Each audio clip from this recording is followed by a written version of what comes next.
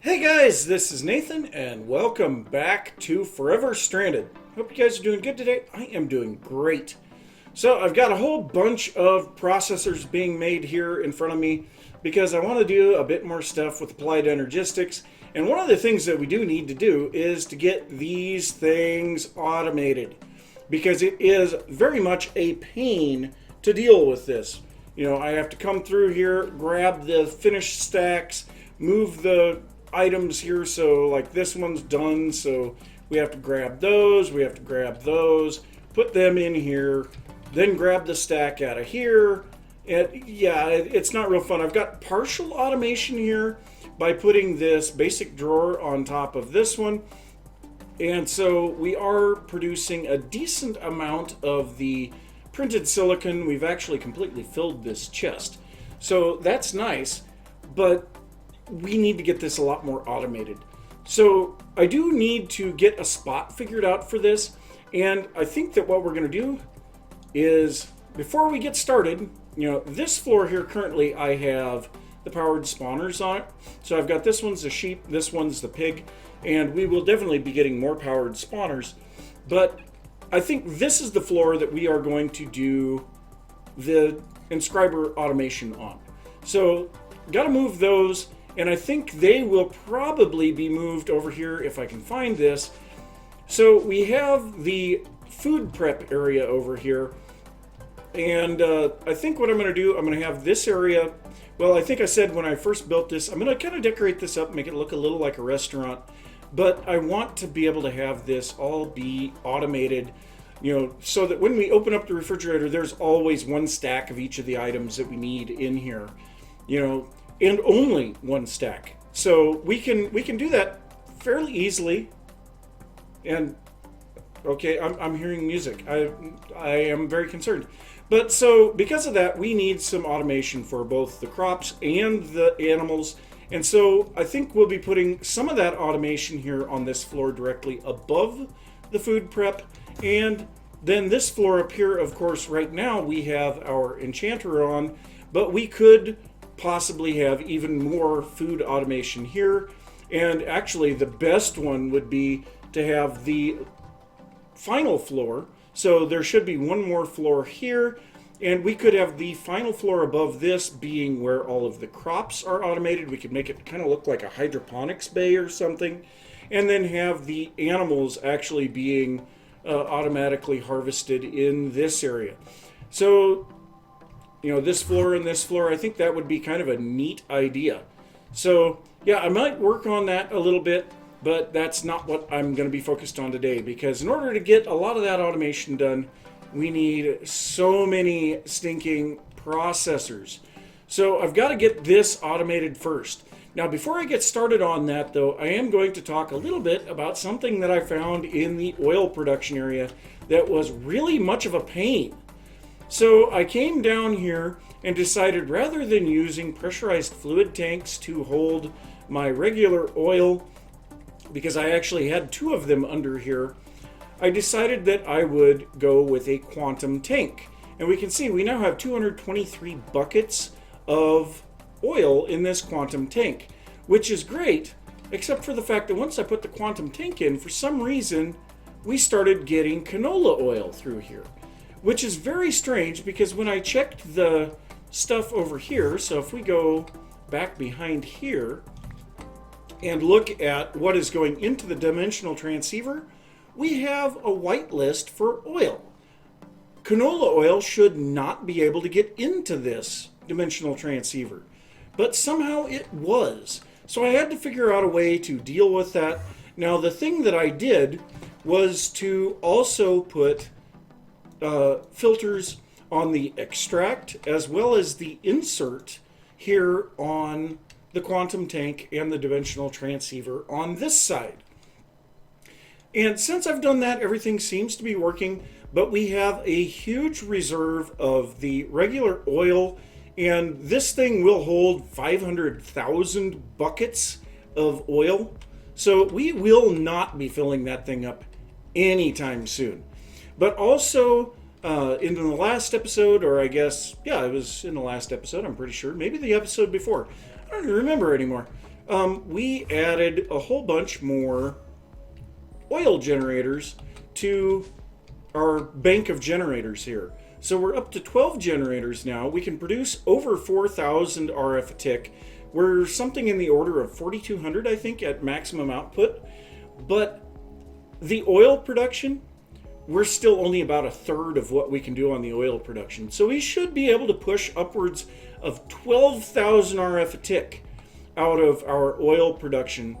And at 12,000 RF a tick, at that point, we will definitely be needing huge amounts of power from extreme reactors. So that will be something that we'll be looking at eventually, just not yet. But so that's the updates on what's going on here. So I do have some stuff to move around here. Like I said, going to try to get all of the inscriber presses automated. We will try to get this set up to where it is just applied energistics as much as possible.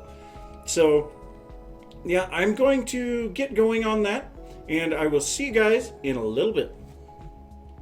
So there are some major changes around here, not the least of which is I have removed the floor above our applied energistics area. But not just above the applied energistics area, I've also removed the floor above our power generation area. I think this looks a little better, having it a bit more open. We can look down from these balconies. And then I've also moved the elevators over here to the side. And so this makes it feel a little bit more interesting as you're coming up. So some of this other stuff may change a little bit, but then we can come down here and still access all of this stuff. But if we head back up here, we can see, yes, this looks much nicer. But also I have been doing some experimenting with these inscribers to see how we can go about automating them. Now, one thing that I've found out, well, I guess a couple of things that I found out.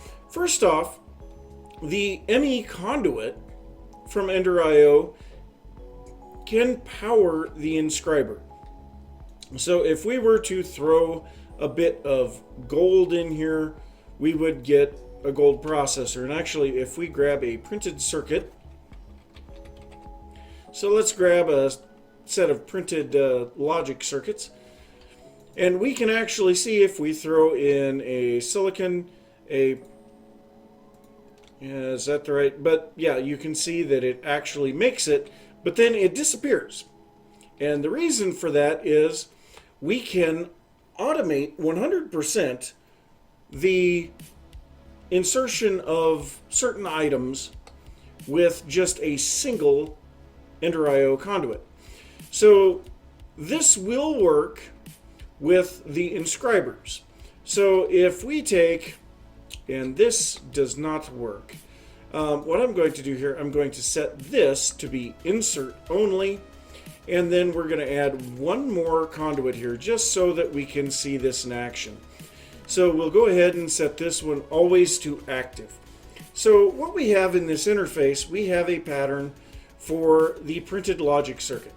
It says 1 gold ingot will give us 1 printed logic circuit. Well, I tried having it just see if it could export directly into the conduits. It can't. Now it will export into a chest right next to the conduits, but we can have this stuff go back in. Now I've tried this on the back side of the inscriber and that doesn't work, but going into the side it does, and if we go into the bottom, it actually inserts it into the bottom slot. And I believe going into the top inserts it into the top slot. And if we want to pull things out of these spaces, we have to go from the bottom slot.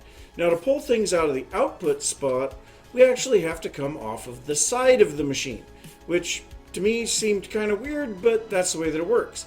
But if we go in here and say printed circuits, so let's go ahead and drop these back in there. And since we have a recipe for these now, we can go ahead and say, let's go ahead and craft 20 of these. And we can see it'll say 20 ingots, gives us 20 circuits, and we start this, and we can see stuff immediately is coming in here. So if we look here, everything is working just fine. And, okay, what just happened? It sent 2. So it says we still need 18 more. What? Why? Why did it stop? I don't understand what is going on here. So let's try this again. So let's go ahead and printed circuit. Let's go ahead and make 20 again. And start. Now it should... Oh! Because this is set to insert. Oh, okay. So we need to do a little bit of some stuff here.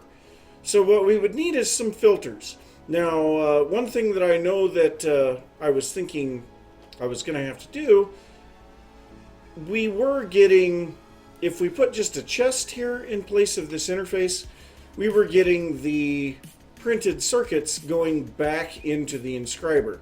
So I was already thinking we needed to put some filters in here, but apparently we're going to have to put some filters in where it's going back into the interface in order to keep it from dumping the items that are supposed to be going into the Inscriber straight back into the interface.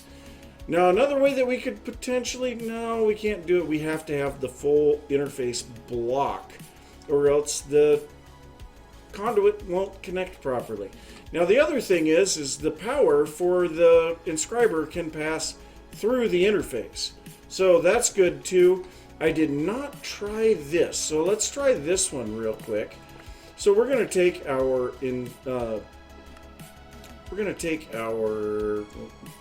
why do I have two interfaces? I don't know. We're going to take our interface here and we're going to put this here with a single, with our pattern. There is some way to manipulate these, or there used to be. So, yeah, that's just going to break it. There used to be a way to manipulate these to where they could actually do things. I don't know if we can still do that or not. But let's go ahead and put our pattern in here. Let's cancel this because everything broke. And let's just try here. So if we tell it now to craft 20 of these printed circuits.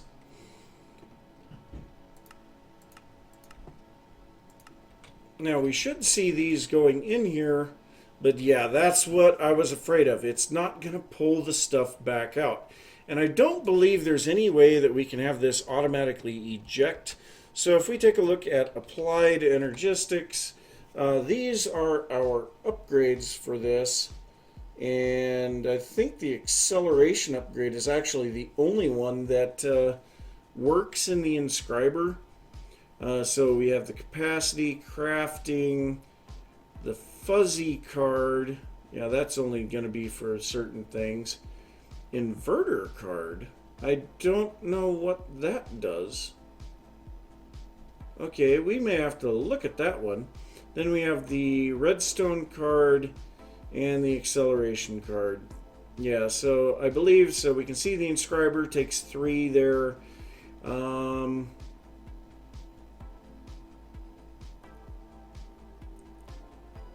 Yeah, none of the others will work in there. So yeah, unfortunately, so we're going to have something that's going to pull the items out. So we won't be able to put this directly on there, but we can go here and throw those in there, and that will satisfy the craft all at once. But yeah, I need to set this up with conduits by the looks of it, and we can power through the interface, but we need to have the items dump into a chest, and then they'll need to be filtered from the chest into the Inscribers, and then from the Inscribers we'll have to filter so that they don't go back into the chest, but they will only go into the interface. So yeah, this is going to be kind of fun. Now another thing that I thought that we might be able to use here would be an Ender IO buffer, because I have not been able to get those to work for anything, and this might be a spot.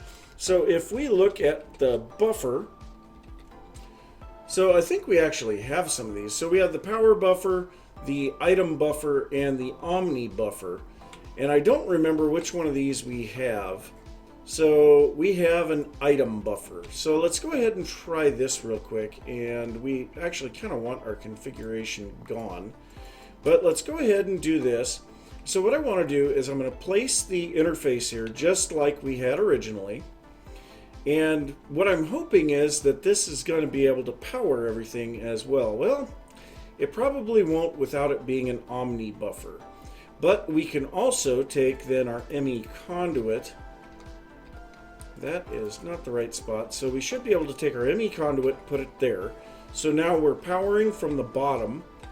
And then if we put our item buffer here, we should be able to configure this. Oh, this is not going to be good because there's no way to really mess with this. So if we go push and pull and then push and pull, I don't like this.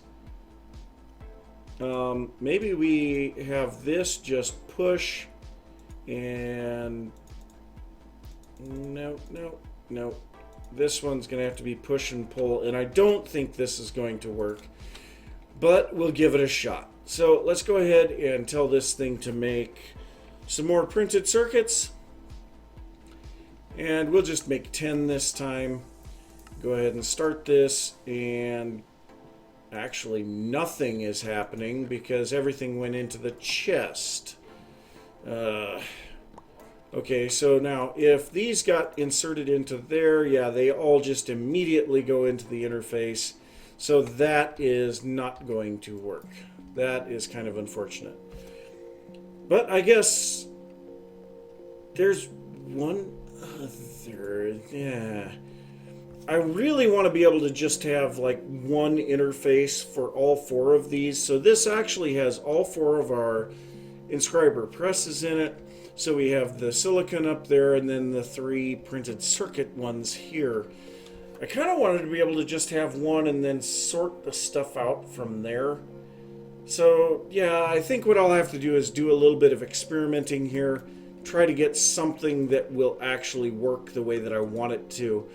But then we'll have to figure out how we're going to connect it back to our ME system. And at the same time, we have to figure out how to make it look decent. Now, what I kind of wanted to do for the appearance on this was some laboratory blocks. So this was part of the reason why I was trying to figure out how to make this work in very little space. But so what I want to do is actually have it like this. I want to put some of these left-facing arrows at the bottom, and not the console. I want the vents at the top. And so that gives it kind of an interesting look. I don't know, maybe it could look better. And then perhaps on the side here we could put in one of these console blocks. Just kind of makes it look like there's a control panel there to run the machines. And then there's like, this is a place that it's dumping the heat. I don't know, there's some interesting stuff that we can do there. I'm also going to be changing the floor here to white. And so I kind of feel like we'll put some... I think it's the factory blocks. So the factory blocks have, yeah, we have the yellow caution tape and the orange and white caution. I don't know which one we would want to use there, but I feel like we should put one of those in front of this, you know, just to kind of make it feel more industrial. I don't know. But there's obviously some stuff for me still to figure out here. And so I'll try to get this all worked out. And I will be back in a little bit. Well, I have been doing a little bit of work here. I think I've got some stuff figured out. First off, floor is white. Looks a lot nicer than the black floor. We're going to keep the black floor for where our walkways are, but you know, our areas where we're actually doing things, I think we'll make those white. But if we look here at what I've got, so I have the ME interface, and of course we have our patterns in here. And that will export the items into this chest that is on the opposite side. Now, one thing that I am thinking I would like to do is set up a filter here that will have a counting filter and keep at least one item of each of our 4 raw materials here in this chest, just in case we need a whole bunch and the chest fills up. I don't know. We'll have to see if that causes any problems. But as we go up around the circuit, we end up with this one here filtering just diamonds, this one filtering just silicon, and then we get over here and this one will take just the pure Certus quartz, and this one will just take gold. And then down here we can see we are filtering only taking the printed silicon and the 3 printed circuits. So that way we don't have items just cycling right back into the system, and that's real good. Now I've duplicated that system over here, but done it a little bit different because we only have one inscriber and we have to insert from all 3 sides on this inscriber. So same thing again, we have our recipes in here for our 3 processors that will dump the items into the chest. Then they will be extracted and placed into the inscriber. The inscriber has filters for the items that are supposed to go into each location. And of course, it doesn't make any difference on the other 2, and then one of these 3 will be put in. It doesn't really matter which one of the 3 goes in, just so long as one of them does. And then of course we can extract back out of this. And yeah, I have it set to always active, and it should only pull from the output. And the only place that it can go from there then is in here where we have our filters for our 3 processors. So yes, everything is set up here, but you can see there's no ME cables around here. And no, there's no covers or anything like that. This is all just regular concrete blocks. So I was trying to decide what I wanted to do for the cabling, and I like this idea a lot. So if we go down a floor, we can see there is a duct going around the ceiling of this room. And my gosh, the neighbor's tractor is loud. But so inside of this duct is our ME cable. And, you know, originally, so this is the titanium aluminide. This is block that I'm not really using right now, but I have a lot of it. So I figured I'd make some covers on that, some facade covers, or cable covers, cable facades, whatever they are. But then I decided I would make something that looks like a vent, and this is a factory block, and I can't remember which one it is, but it's kind of an interesting looking one. Kind of looks like a vent, and I think it looks really cool. So we'll have these going around the ceilings of the rooms, and it'll just look like ductwork for a heating and air conditioning system. I think that's pretty cool. So yeah, that's how we're going to hide our various cables. Then we can go up through the floor wherever we need, and we could potentially come down from the ceiling as well. So I think that's pretty cool. But I want to test this out. I have not tested anything with it yet. So of course we have a little bit of the printed circuits. So that is not what I wanted. So if we take a look, stop it. Printed. So if we take a look at our printed circuits, of course we have a whole bunch of the logic circuits, and we have 1 calculation and 1 engineering. We also have a whole bunch of the printed silicon. So let's go ahead and look at our processors, and all of these are craftable now, so we can center click on them and make this. So let's go ahead and make 200 logic processors, and ooh. Okay, so that is not showing up to the system. So why is that not showing up? I bet I know why. Let's go ahead and break this up. No, that's fine. Maybe we have exceeded our channel limit on that line. That is potentially possible. So let's go ahead and get down here and take a look. So we have a smart cable on this line. So going out of here, we are only at 3 of 8. Let's go ahead and go back up. We'll put a smart cable on the other end of this. So let's grab a cable, and we'll grab a smart cable. And where is this one coming in? It's actually coming in right here off of the oh yeah, all of this is included on that. So if I shut that down, perhaps it will work. So let's go ahead and look at our craftables. No, they are not included. So I've got to try to figure out what is going on, why we don't have enough stuff going here. So let's go ahead and break a little of this out of here. Of course, we have our P2P tunnel here, right there. So that's going into there. And okay, we are at 8 of 8 channels. Yes, we have exceeded our channel limit here. So let's see here. I think the best thing to do here, we'll grab a dense cable. Yeah, we are on... Well, you know what? We'll leave that on craftables and we'll use our wireless. Why not? So let's grab some dense cable. And let's go ahead and upgrade this a little. So because this is a smart cable, we still should be fine to connect here. So we should now see, yes, we have 9 of 32 channels being used there. So did that give us our... Yes, that did give us our process or our circuits. Okay, so yeah, there's going to be some work needed to be done to upgrade the area immediately around the ME controller, which I'm going to be moving that too, so not a big deal there.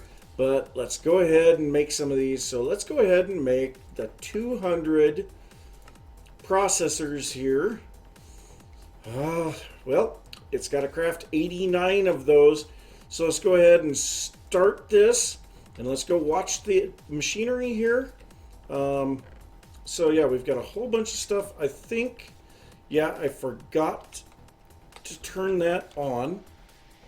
Oh, and we do not have power running into that inscriber. Let's go ahead and take... Oh, that's a little bit of a problem.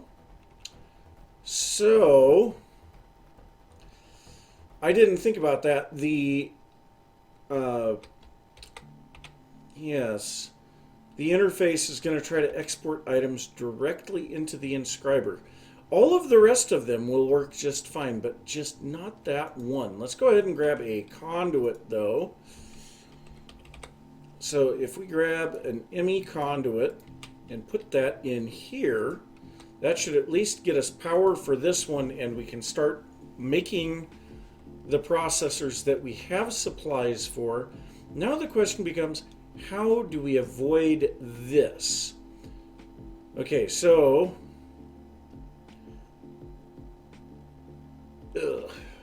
I don't really like it, but there is one thing that I can do here. So it is going to break everything here. It's running from downstairs. So let's just go ahead and cancel this craft. Let's go downstairs and we'll cancel this. So it was 89 of them that it couldn't make, but the ones that we had supplies for will finish out. So yeah, we'll make the 111, and it's kind of slow. I kind of feel like I should get a second inscriber, maybe have this circle around the outside and have 2 inscribers here. That's potentially a solution here to get this to work a little bit faster, because these guys over here can go a lot faster. But so let's go ahead and break this interface. We'll break this, and we got to break that one because we need our filter. So then we will break this block. We'll put our interface down here, 1 block down. Then we will grab our chest and put that right here. Okay, I don't think there was a filter in that one. No. So all that we need to do now is connect this up here. We need to make sure that this is not connecting to anything, because we don't want it to accidentally insert. So we'll go ahead and disable that. Go ahead and set this to always active on extract. And then over here, we need to put in our patterns. So let's go ahead and drop all those back in. And then we just need to set up our conduit here. And this one here we will turn to disabled. This one gets set to insert. And then we add our filter. And everything should work properly now. So if we drop the remaining gold, so let's go ahead and grab this out of there. We should see this. That is a logic. Oh, we don't have, yeah, that was something that I forgot. So we need an ME conduit. So let's grab some ME conduit. We'll run a little bit of applied energistics power up here. And there we go. So that made that first processor. So now if we, whoop, yeah, see, those have nowhere to go, so they can't even go through. So now if we drop this gold in here, we will see it promptly making all of these processors. So yes, this is the chance to test it now. So we're still making stuff here. Got half a stack of them left to go. Let's go ahead and make ourselves 10 calculation processors. So we should see we need to make 9 of the printed calculation circuits, and we have everything else available. So we should see 10 printed circuits show up here. So we can see this guy is now working, and we should start to see those dumping into here. And that is perfect. It is working. It is working. So now the next thing that I can do here, I should have the items in here. Yes, we have our conduit facades. So we're going to drop conduit facades on these just to hide the cables, because I don't really want to be looking at all of the conduits all the time. And that's part of the reason why I picked this particular block, because it does not form a multi-block pattern when you put it all in. Now on this one here, I do think I am going to set it up with a second inscriber, so I will wait to put any facades here. But now underneath, I want to do something here. So I want to make this Futura block. So we're going to make one of these, and we're going to paint a couple of conduit facades. So we'll take just one of these, and we're going to paint it like an ME controller. So I think that's pretty cool. Let's go ahead and get down here. We'll paint 2 conduit facades real quick. So we'll throw that in there, throw this in there, and we'll get these 2 conduit facades that look like ME controllers. I think that's really cool. So let's get up here, and we'll drop these guys onto this, and oh no. What? Why? What the? Ah! Okay, well, let's see here. I think I can just break. Yeah, that was not what I wanted to do. Let's go ahead and set that back to always active. All of the items are gone. We should actually have nothing being crafted. Let's go ahead and double check that that is working properly. And no, nothing is being crafted. Perfect. Okay, so everything worked. Unfortunately, the idea of the Futura blocks did not. So if we put it on this way, now it does. But that one doesn't. Why? That's kind of annoying. Okay, well, let's go ahead and try this again. So we'll set this back to insert. Which one is it? Actually, we need both. This one needs to be set to insert. And that's not the right one. We need that one there. And that one there. Okay. So now, if we... What? Why? Okay. So if we place this way, now it works fine. I am totally lost. I don't understand. But I want it to look like there are some ME controllers here, even though there isn't. I just think it looks cool. So yeah, I will get another inscriber set up here. So it's going to take a couple more filters and a little bit more thought to get all of that set up. but I think it will work just fine. So yeah, I think that's going to be it. I'm pretty sure I am a fair amount over time. So I'm going to say thanks for watching. If you enjoyed the episode, be sure to give a thumbs up. If you are new to the channel, don't forget to subscribe. If you have any thoughts about what I've been working on or anything that you would like to see, be sure to leave that down in the comments. And I will see you next time. Bye.